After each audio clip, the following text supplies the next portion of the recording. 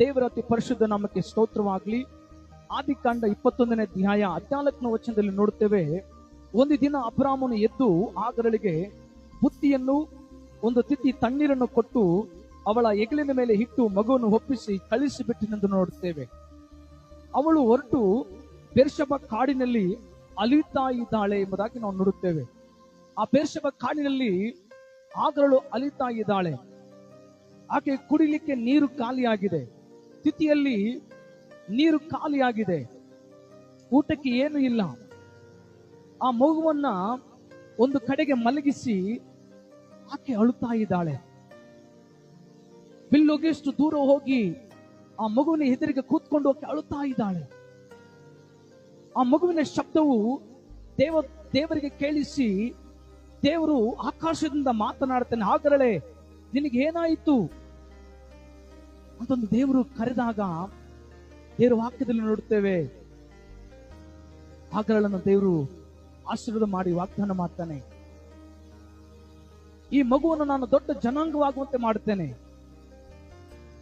ಈ ಮಗುವನ್ನು ಕೈ ಬಿಡಬೇಡ ಎಂಬುದಾಗಿ ದೇವರು ಆಕೆ ಸಂಗಡ ಮಾತನಾಡ್ತಾನೆ. ಅಲ್ಲಿ ನೋಡುವಾಗ ಅಲ್ಲಿ ದೇವರು ಆಕೆ ಕಣ್ಣನ್ನು ತೆರೆದನೆಂದು ನೋಡುತ್ತೇವೆ. ಆಕೆ ಕಣ್ಣು ಯಾವಾಗ ತೆರೆಯಲ್ಪಟ್ಟಿತೋ ಒಂದು ಬಾವಿಯನ್ನು ಕಂಡು ಆ ನೀರನ್ನು ಕುಡಿದಳೆಂದು ನೋಡುತ್ತೇವೆ. ಆ ಮಗುವಿಗೆ ನೀರನ್ನು ಕೊಟ್ಟಳೆಂಬುದಾಗಿ ನಾವು ನೋಡುತ್ತೇವೆ. ಪ್ರಿಯರೇ, ಈ ದಿನದಲ್ಲಿ ಜೀವನದಲ್ಲಿ ಕಷ್ಟಗಳ ನಿಮಿತ್ತವಾಗಿ, ಸಮಸ್ಯೆಗಳ ನಿಮಿತ್ತವಾಗಿ ಅಲಿತಿರುವ ಜನರಿಗೆ ದೇವರ ವಾಕ್ಯ ಹೇಳುತ್ತದೆ, ಆ ದಿನದಲ್ಲಿ ದೇವರು ಆಗರಳ ಕಣ್ಣೀರಿನ ಕಂಡನು. ಪ್ರಿಯರೇ, ಆಗರಳು ಅಳುವುದನ್ನು ದೇವರು ಕಂಡನು.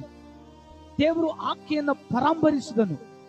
ದೇವರು ಆಕೆ ಕಣ್ಣೀರನ್ನು ಹೊರಿಸಿ ಆಕೆಯನ್ನು ಸಂತೈಸಿದನೆಂದು ವಾಕ್ಯದಲ್ಲಿ ನೋಡುತ್ತೇವೆ. ಈ ದಿನದಲ್ಲಿ ನಿಮ್ಮ ಜೀವಿತದಲ್ಲಿ ಕೂಡ ನಿಮ್ಮ ಕಣ್ಣೀರು ದೇವರು ನೋಡುವಾತನಾಗಿದ್ದಾನೆ. ದೇವರ ವಾಕ್ಯದಲ್ಲಿ ನೋಡುತ್ತೇವೆ, ಒಬ್ಬ ಮನುಷ್ಯನ ಕಷ್ಟದಲ್ಲಿ ದೇವರಿಗೆ ಮೊರೆಯಿಡುವಾಗ ದೇವರು ಆ ಮೊರೆಯನ್ನು ಕೇಳಿ ಅವನ ಕಣ್ಣೀರನ್ನು ಒರೆಸಿನೆಂಬುದಾಗಿ ವಾಕ್ಯದಲ್ಲಿ ನೋಡುತ್ತೇವೆ. ಈ ದಿನ ದೇವರು ನಿಮ್ಮ ಕಣ್ಣೀರು ಏನೇ ಇರಲಿ, ನೀವು ಯಾವ ವಿಷಯಕ್ಕಾಗಿ ಅಳುತ್ತಾ ಇದ್ದೀರೋ, ದೇವರು ನಿಮ್ಮ ಕಣ್ಣೀರನ್ನು ಒರೆಸುವನಾಗಿದ್ದಾನೆ. ಆ ದಿನದಲ್ಲಿ ಆಗರಳನ್ನ ಸಂತೈಸಿ ಆಕೆ ಕಣ್ಣೀರನ್ನು ಒರೆಸಿದಾತನು ದೇವರು ಇವತ್ತು ನಿಮ್ಮ ಕಣ್ಣೀರನ್ನ, ನಿಮ್ಮ ಜೀವನದಲ್ಲಿ ಬಿಡುಗಡೆಯನ್ನ ಆತನು ತರುವ ದೇವರಾಗಿದ್ದಾನೆ. ದೇವರು ಈ ವಾಕ್ಯದ ಮೂಲಕ ನಿಮ್ಮನ್ನು ಆಶೀರ್ವಾದ ಮಾಡಲಿ. ಆಮೆನ್.